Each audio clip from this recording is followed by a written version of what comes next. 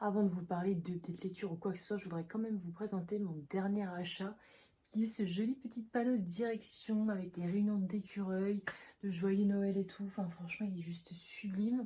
Pour les personnes intéressées, 10 € à la foire fouille, ça vaut carrément le coup.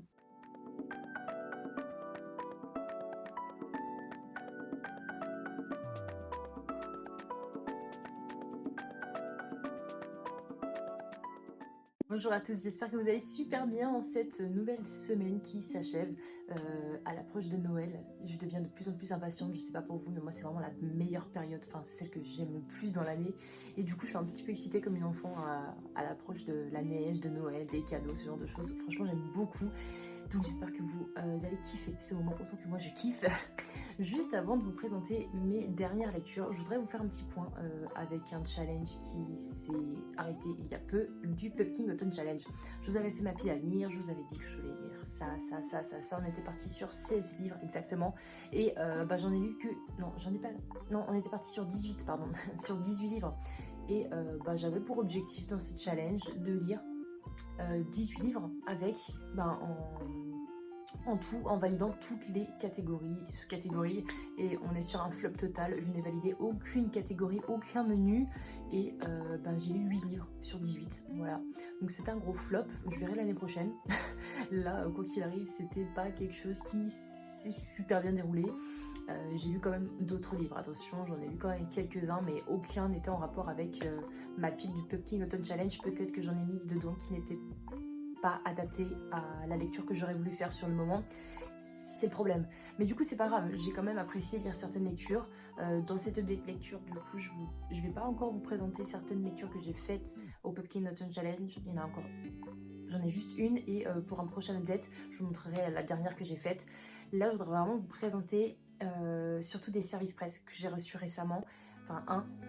Deux, pardon, et surtout des livres qui sont un petit peu plus Noël, cocooning, pour éviter de vous mettre que du thriller comme d'habitude, comme je fais, voilà. Du coup, le premier roman que je vous présente est celui que j'ai reçu par l'auteur William A. Amaral, je sais pas comment ça se prononce, qui s'appelle Christmas, le maître de la lumière, que je vous mettrai juste ici. Rien qu'à l'image, à la couverture, on voit que c'est un thème qui est entièrement Noël, entièrement féerique, entièrement du coup fait pour ce mois de décembre, voire fin novembre, étant donné que j'ai lu cette œuvre du coup fin novembre. Ici, c'est une histoire qui est très riche, qui est avec un environnement somptueux que j'ai adoré, très clairement. Nous suivons l'histoire de Christmas, du coup. C'est un jeune garçon qui va subir une attaque sur son bateau pirate, donc avec tous ses petits coéquipiers. Il va subir une attaque par un autre bateau. Étant donné qu'ils sont du coup entourés de brouillard, ils ne voient pas qui les attaque, ils sont un petit peu pris au dépourvu. Et il va malgré tout réussir à s'en sortir. Et il va atterrir, il va s'échouer sur une île qui est totalement coupée du monde en fin de compte. C'est une île qui est recouverte de brouillard, elle est totalement isolée de tout le monde, personne ne peut rentrer, personne ne peut sortir. Les personnes qui vont déjà ici ne sont jamais revenues, donc c'est très isolé. On suit quand même une île qui est remplie de pauvreté. C'est impossible de faire de l'import-export, c'est impossible de renouveler certaines choses. On suit quand même beaucoup de pauvreté avec un royaume qui s'enrichit en augmentant les impôts, ce genre de choses, qu'on suit au fur et à mesure de l'histoire. Et Christmas va se retrouver sur cette île. Toutes les personnes vont dire mais en fait tu viens d'où et tout. Ils vont dire je viens de l'autre continent, sauf qu'ils ne vont pas le croire étant donné que c'est impossible que quelqu'un puisse traverser le brouillard sans y laisser sa vie en fin de compte. Et notre cher Christmas va faire la connaissance d'un autre garçon, je suis désolée, je ne me rappelle plus du nom de l'autre adolescent. Mais voilà, il va faire la connaissance de l'autre garçon qui va le prendre sous son aile, c'est lui qui l'a retrouvé au niveau des falaises. Et il va s'apercevoir qu'en fin de compte, ils peuvent avoir tous les deux une quête en commun. Donc Christmas, son objectif, c'est de retrouver une lumière qui a été volée en fait lors de l'attaque. Cette lumière lui permettait tout simplement de traverser le brouillard avec son bateau. Il s'en a aperçu un petit peu après parce qu'il était un peu plus jeune, mais pour le coup, il recherche absolument cette lumière qui a été dérobée. Et Chris et l'autre personne, je ne sais plus son nom, du jeune garçon, et bien lui, son objectif, c'est de sauver cette île du coup également de ce brouillard et pouvoir enlever la pauvreté de tout le monde et pouvoir tout simplement faire des allers-retours, surtout qu'il a perdu ses parents il y a énormément de temps à cause de ça. Ses parents ont décidé de faire les héros et de partir et malheureusement ils sont jamais revenus. Et Christmas va du coup tout simplement créer un genre de duo avec l'autre personnage pour pouvoir suivre cette quête et avancer correctement sur cette île. Alors dit comme ça, sur l'île, je ne vous cache pas que c'est une île qui est super froide, super glaciale, on est entouré de brouillard tout le temps, il se passe des choses un petit peu cheloues, il y a quand même de la magie, il y a de la féerie, on suit la personne qui retrouve Christmas à un traîneau avec des rennes, il vit dans une genre d'auberge avec, je crois que c'est des petits lutins ou quelque chose comme ça qui fabriquent des jouets et la personne va tout simplement aller dans le village pour donner des jouets en vue de la pauvreté pour pouvoir créer quand même un esprit de Noël. Un peu penser au Père Noël très clairement, mais voilà, c'est une histoire qui est riche au niveau des événements, les personnages sont super bien construits, on a un humour qui est du début du livre jusqu'à la fin que j'ai énormément accroché avec en fin de compte. Ça m'a permis d'accepter encore plus les personnages qui étaient très différents et ça m'a permis tout simplement d'avoir un petit lien entre eux qui sont assez... d'avoir des liens entre eux qui sont plutôt cool, je trouve. Au niveau de l'histoire, on suit quand même des adolescents avec des caractères, il y en a de merde et il y en a d'autres petits caractères en mode de je m'éteins tout le temps, je me recule. Mais du coup, ils forment à eux un duo et un trio, puisqu'il y aura une autre personne qui va se mettre avec, qui est super génial. Donc en cette période d'hiver, franchement, je vous conseille énormément ce roman. Il y a tout ce que vous recherchez pour pouvoir le lire en hiver. C'est très très bien construit, c'est très hivernal, ça va vous donner des frissons, tellement qu'il y a du brouillard. C'est pas flippant, hein, c'est plus fantastique, féerie plutôt que thriller, mais du coup je vous conseille énormément parce qu'il était vraiment bien. Et je poursuis du coup mon idée de lecture avec un roman tout au plus hivernal, il s'agit de Avalanche Hotel de Nico Takian, au livre de poche du coup. C'est un thriller que... Je vous préviens d'avance, je vais avoir du mal à résumer parce que pour moi il était très très flou du début à la fin. Et pour moi le résumé ne résume pas vraiment le roman. Voilà. Pour du coup vous expliquer un petit peu de quoi on parle ici, nous suivons un agent de sécurité qui s'appelle Joshua, qui va mener une enquête du coup dans cet hôtel qui s'appelle Avalanche Hotel sur une femme qui a disparu il y a quelques jours auparavant. Elle était kidnappée, on ne sait pas ce qui s'est passé, bref, il mène l'enquête dessus. Et Joshua va avoir beaucoup de mal à enquêter dessus étant donné que monsieur a subi du coup des pertes de mémoire suite à une avalanche qui se situait juste à côté d'Avalanche Hotel. Il va se réveiller des années plus tard sans savoir ce qui s'est passé entre, en se disant mais qu'est-ce que je faisais là-bas? Pourquoi j'étais là-bas? Est-ce que je menais une enquête? Est-ce que j'étais vraiment agent de sécurité? Il sait pas, il y a énormément de points de vue, non pas de points de vue, il y a énormément en fait de passages, de pièces du puzzle qui revient à lui au fur et à mesure de sa petite routine de tous les jours, mais il va pas vraiment s'apercevoir de ce qui se passe, il va pas comprendre vraiment le pourquoi du comment, qu'est-ce qu'il faisait là-bas. C'est très flou, c'est très mystérieux, cette histoire est très floue pour moi en fin de compte. C'est Avalanche Hotel égale flou pour Caroline, je suis désolée, je vais avoir énormément de mal à vous expliquer ce roman. Le mieux c'est d'aller voir le résumé directement, mais d'un côté le résumé pour moi n'est pas vraiment similaire à l'histoire. J'ai du mal à rentrer dedans parce que j'étais autant perdue que le personnage. D'un côté, j'ai pas eu d'autre choix que faire comme le personnage et accepter les bribes d'informations qui venaient au fur et à mesure, mais je trouve que l'auteur a eu une plume très compliquée pour que j'ai eu envie de poursuivre l'histoire. Alors il était très court le roman, c'est pour ça que je l'ai terminé. Mais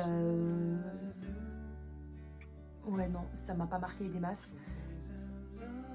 C'est pas ce que j'ai apprécié le plus au niveau des thrillers psychologiques. Je pensais vraiment que j'avais perdu et là j'étais perdue mais d'une mauvaise façon en fin de compte parce que le livre n'est jamais parvenu jusqu'à moi. J'ai jamais pu comprendre ce livre en totalité alors que je suis très fan de thrillers, donc j'ai quand même plus de facilité normalement à me mettre dedans. Là ça l'a pas fait pour moi, donc j'étais un peu déçue. Mais ça arrive. Je sais pas si des personnes l'ont lu ou pas. Si vous l'avez lu, dites-moi si vous avez aimé ou pas, parce que sur cet auteur, je vois beaucoup d'avis soit négatifs, soit super positifs. Il n'y a jamais de juste milieu. Donc malheureusement pour moi, c'était une déception. Voilà. Ensuite, un autre roman, cette fois-ci que j'ai reçu de... Comment ça s'appelle? La maison d'édition, pardon, Hugo Thriller. Je viens de recevoir, il y a une semaine, j'ai reçu du coup Bienvenue à Gomorrhe de Tom Chatfield. Et si vous avez envie de suivre des hackers, des djihadistes, des usurpations d'identité, des usurpations d'identité et également tout ce qui est organisation secrète. Là vous êtes servi. Là il y a tout à l'intérieur très clairement. Maintenant je vais devoir vous faire un résumé également dessus. Je viens juste de le terminer, en fait j'ai terminé il n'y a même pas une demi-heure et je voulais absolument vous le faire dans cette lecture. Étant donné que c'est un service presse, plutôt je fais un avis dessus et mieux c'est. Nous suivons ici un jeune hacker qui s'appelle Azi. Azi, il se fait appeler AZ sur les réseaux. Azi, c'est un mec totalement paumé qui fait du hack dans son abri de jardin. Il ne fait rien d'autre, il est en mode tranquille. Et il n'y a pas forcément il n'a pas de passion particulière, mis à part l'informatique très clairement. Et il va être réquisitionné par une société, par une organisation qui est assez secrète pour pouvoir intégrer Gomorrhe. Gomorrhe étant le centre du Darknet et là où on peut retrouver tout ce qui ne se fait pas dans la vie normalement. Massacre, vente d'organes, ce genre de choses, cadavres, bref. Vous y retrouvez tout ce que vous souhaitez et étant donné que c'est un mec qui est super chaud Asie, il va être réquisitionné pour pouvoir entrer à Gomorrhe malgré lui, très clairement. Et on lui demande d'aller là-bas. Pour une simple et bonne raison, c'est que je vous ai parlé tout à l'heure de djihadisme, et bien dedans nous suivons ça. On suit ça dans le sens où des personnes qui ont été dans des djihadistes tout simplement ont refait une identité européenne pour pouvoir justement attaquer à nouveau et Asie va devoir stopper ça à tout prix, mais à quel prix, très clairement. Un petit peu flou également au niveau du résumé, je viens juste de le terminer, j'en ai beaucoup parlé à mon copain parce que ça m'aidait à garder les idées claires. Dans ce roman, vraiment j'ai adoré le fait d'être en mode usurpation d'identité. La personne qu'on suit n'est peut-être pas forcément la personne qu'on pense, ce genre de choses. La personne qui est derrière l'écran n'est carrément pas la personne qu'on pense. J'aime bien ce côté mystérieux, j'ai adoré suivre ce domaine informatique et par rapport aux djihadistes également, étant donné que nous avons un point de vue Asie, un point de vue d'un djihadiste qui est au niveau de la Syrie, ce genre par là-bas. Et ça, j'ai adoré l'histoire, très clairement. Le rendu de l'histoire est top, le contenu il est super bien écrit. Mais par contre, j'ai du mal à me mettre dedans. Pour vous dire, normalement, là, le livre il fait à peu près 500 pages. Je lis en 3-4 jours. Là, j'ai mis vraiment une bonne semaine et je faisais des pauses parce que j'avais du mal à assimiler tout ce qui était langage informatique. Il y avait beaucoup que ça en fait. C'était ça tout le temps. C'était très mystérieux, c'était très vague à de nombreuses pages. Il y a beaucoup de petites notes en bas de page. Donc je perdais encore plus de temps à chaque fois pour pouvoir lire ce qui se passe et ce à quoi ça représente. C'était un peu dommage, mais d'un côté, je pense que c'était nécessaire à l'histoire aussi parce que peut-être que j'aurais pas j'aurais pas tout su en fin de compte, mais là je me rappelle même pas, il y a des mots qui étaient mis dedans et je me suis dit, ça veut dire quoi ça? Même après la définition, je me dis bon bah c'est pas grave, ça va pas m'empêcher de continuer dans l'histoire. Et peut-être que je me suis pas forcément mis à 400% dans cette histoire, justement parce que j'avais pas tout le langage informatique et j'avais pas peut-être ce côté en mode je suis fan de ça donc je vais adhérer encore plus. Là c'était vraiment quelque chose de nouveau pour moi que j'ai testé, je sais pas si je vais recommencer ou pas. C'était quand même un bon roman, c'était super bien écrit, il y a de l'action, mais alors là vous êtes servi. Dès la première page vous êtes dedans. Par contre si vous kiffez ça, n'hésitez pas, franchement français il est vraiment très bien. Et voilà, moi c'est juste ce qui m'a bloqué, c'est au niveau du langage informatique. Et j'étais pas mal perdue sur certains points, j'ai l'impression que des personnages passaient du coq à l'âne, mais peut-être que c'était que moi parce que j'avais du mal à enchaîner avec un chapitre à un autre. J'ai eu beaucoup de mal, mais en soi c'est un roman qui, je peux pas dire très bien écrit parce que je viens de dire que j'avais du mal à lire, mais la plume de l'auteur est très bien écrite par rapport du coup à ce thème, par rapport à l'informatique, par rapport au darknet, ce genre de choses. Si vous kiffez ces côtés sombres, n'hésitez pas à y aller, franchement je peux que vous le recommander. Je termine par mon avant-dernière lecture du Pumpkin Bottom Challenge. C'était Aurélie Ballon, pardon, donc petit bonheur la chance. Dans cette histoire, nous suivons un garçon qui s'appelle Jean et il va devoir aller vivre chez sa grand-mère parce que sa mère l'a décidé ainsi et parce que suite à des événements un peu plus négatifs, madame a dû partir dans Paris pour pouvoir chercher un logement mais également une maison et donc Jean va devoir cohabiter avec mamie et mamie avec Jean. Voilà. C'est le speech de l'histoire. Ce qui devait se passer sur quelques jours se transforme en semaines, des semaines en mois et des mois en années. Et mamie va devoir éduquer son petit-fils, très clairement, même si elle ne le voulait pas, même si c'était pas dans son programme, voilà.